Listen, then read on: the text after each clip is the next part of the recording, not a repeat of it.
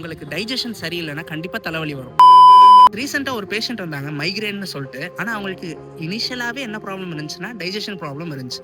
லேட்டாக தான் சாப்பிடுவாங்க, லேட்டாக தான் தூங்குவாங்க, சம்டைம்ஸ் சாப்பாடை கூட ஸ்கிப் பண்ணிடுவாங்க. இவங்களோட சிம்டம்ஸ் எல்லாம் என்ன இருக்கும்? லைட்டை பார்த்தாலே நாசியா வரும், அதாவது வாமிட்டிங் சென்சேஷனாக, ஆட்டம்பர் இருக்கும், அதிகமாக யோசிப்பாங்க, ரொம்ப துருத்துருன்னு இருப்பாங்க. இந்த மாதிரி கேரக்டரிஸ்டிக்ஸ் தான் இவங்களுக்கு இருக்கும். ஏன்னா பித்தம் அவங்களுக்கு வந்து பாடியில் எக்ஸ்ட்ராவாக அக்குமுலேட் ஆகிருக்கு. ஸோ இது அவங்க நேச்சர், அவங்களோட பிரகிருத்தியே தான். அதாவது நம்ம கேரக்டர் சொல்லுவோம்ல, இவன் இந்த கேரக்டர் இதாண்டா, இவனை திருத்த முடியாதா அப்படின்னு சொல்லுவோம். அதே மாதிரி தான் பிரகிருதிங்கிறது ஒருத்தவங்க பிறப்புல இருந்தே இருக்கிறது. அதை வந்து மாற்ற முடியாது, ஆனால் இம்ப்ரூவ் பண்ண முடியும்ல.